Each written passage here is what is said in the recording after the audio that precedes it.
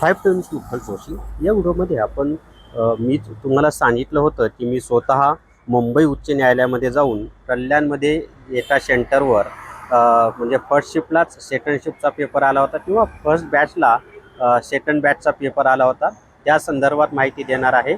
आणि त्यानुसारच आज म्हणजे 2 मे 2026 रोजी मी सकाळी मुंबई उच्च न्यायालयामध्ये गेलो होतो. सुरुवातीला काही सेकंद माझे घेत होता, इतकं भारी वाटलं मला, कारण गेल्यानंतर शिपाई आणि लिपिक दोन्ही पदावरचे इतके विद्यार्थी भेटले. जो तर समोरून आला की सर जोशी सर का तुम्ही, आम्ही तुमचा व्हिडिओ पाहिला होता, तुम्ही येणार होता समजलं होतं. काही जण माहिती नव्हतं तर सर तुम्ही इकडे कसं काय आलात. इतके विद्यार्थी भेटले, इतकं भारी वाटलं की आपण कोणी सेलिब्रिटी आहोत की काय. फोटो वगैरे खूप जणांनी काढून घेतले. तर तो एक माझा पर्सनल अनुभव होता, म्हणजे स्वतःला अभिमान वाटावा असा अनुभव होता तो. तर खूप छान वाटलं की आपले एवढे विद्यार्थी उच्च न्यायालयामध्ये काम करतायत हे पाहून.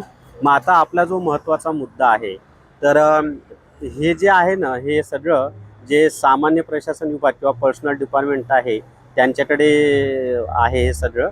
मग त्याचे जे रजिस्टर आहेत ते कुलकर्णी सर आहेत, तर ते नव्हते. पण जे रिक्रुटमेंट डिपार्टमेंटचे जे हेड आहेत मॅडम, त्यांच्याशी माझं बोलणं झालं. मग त्यांना मी सांगितलं की मॅडम, कल्याणच्या सेंटरवर असं असं झालेलं आहे की फर्स्ट बॅचला सेकंड बॅचचा पेपर आलेला आहे. त्यामुळं फर्स्ट बॅचच्या विद्यार्थ्यांचा पेपर तपासताना त्यांचं नुकसान होणार आहे, कारण कॉम्प्युटरला टाईम आहे की यांना सेकंड बॅचचा पेपर आला होता म्हणून. मग त्यांचे बरोबर जरी त्यांनी प्रश्नाचे उत्तरं दिली असतील त्यांच्या पेपरनुसार, तरी हे फर्स्ट बॅचनुसार चेक झाल्यामुळं त्यांचं खूप नुकसान होणार आहे. तर मॅडमनी ते मान्य केलं आणि मॅडम म्हणल्या की आम्ही त्यानुसारच त्यांचा पेपर चेक करू. म्हणजे त्या सेंटरला ज्या विद्यार्थ्यांनी पेपर दिलेला आहे त्यांचं ते नुकसान होणार नाही, त्यांचा पेपर सेकंड बॅचनुसारच चेक केला जाणार आहे असं मॅडमनी मला आश्वासन दिले आणि आम्ही ते करू म्हटल्या. त्याच्यानंतर काही जणांपर्यंत हा पेपर गेलेला असू शकतो, कारण जर फर्स्ट शिफ्टला सेकंड शिफ्टचा पेपर आला असेल तर ऑब्व्हियसली काही मित्रांपर्यंत व्हॉट्सअपच्या माध्यमातून तो पेपर गेलेला असू शकतो. तर म्हणले आम्ही त्या संदर्भात कुलकर्णी सरांशी डिस्कस करू. त्यानंतर ज्या अजून हायर बॉडी आहेत आमचे, जे वरचे उच्च पदस्थ आहेत, त्या सगळ्यांशी चर्चा करू आणि मग नंतर निर्णय घेऊ. आणि तो निर्णय सांगितला जाईल किंवा योग्य तो निर्णय घेऊ, पण मुलांचं कोणतंही नुकसान होणार नाही असाच निर्णय घेतला जाईल असं त्यांनी सांगितलं. आणि आम्ही सुद्धा मुलांचं नुकसान होऊ नये यासाठीच प्रयत्न करतो. अजून एक की ज्यांना हा समस्या आली ना, पेपर कल्याण सेंटरचे विद्यार्थी वगैरे असतील, त्यांनी मेल करून तुम्ही सुद्धा पर्सनली सांगा. त्यांनी मला सांगितलं विद्यार्थ्यांनी काही मेल केलेले आहेत, तर त्यांना म्हणलं हो मॅडम, मी पण विद्यार्थ्यांना सांगितलेलं होतं की मेल करा म्हणून.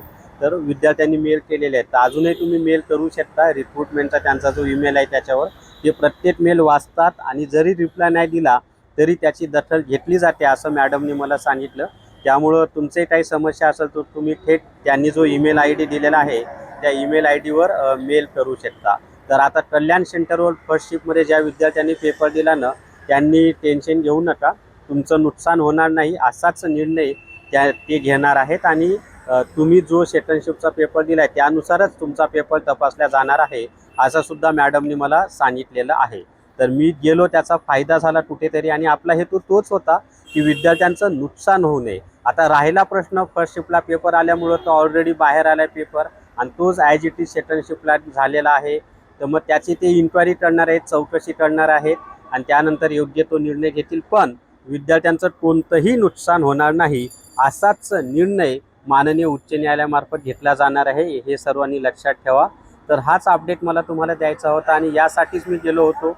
सर्व विद्यार्थी काय तिथे जाऊ शकत नाहीत, योग्य मुद्दा मांडू शकत नाहीत, म्हणून मी स्वतः जाऊन विद्यार्थ्यांच्या वतीनं अर्जही केला त्यांना, त्याची ओशी पण घेतली. त्याची ओशी मी आपलं जे विठ्ठल जोशी टेलिग्राम चॅनल आहे त्याच्यावर टाकली पण आहे आणि त्यामध्ये दिले काय मुद्दे होते ते.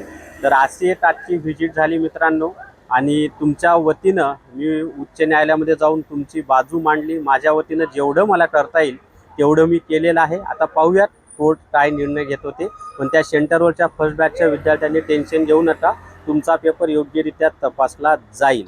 तर थांबूयात आता या व्हिडिओमध्ये. एवढीच माहिती. व्हिडिओला सर्वांनी लाईक करा, शेअर करा आणि विठ्ठल जोशी जे आपलं यूट्यूब चॅनल आहे ते सबस्क्राईब करा. Thank you very much.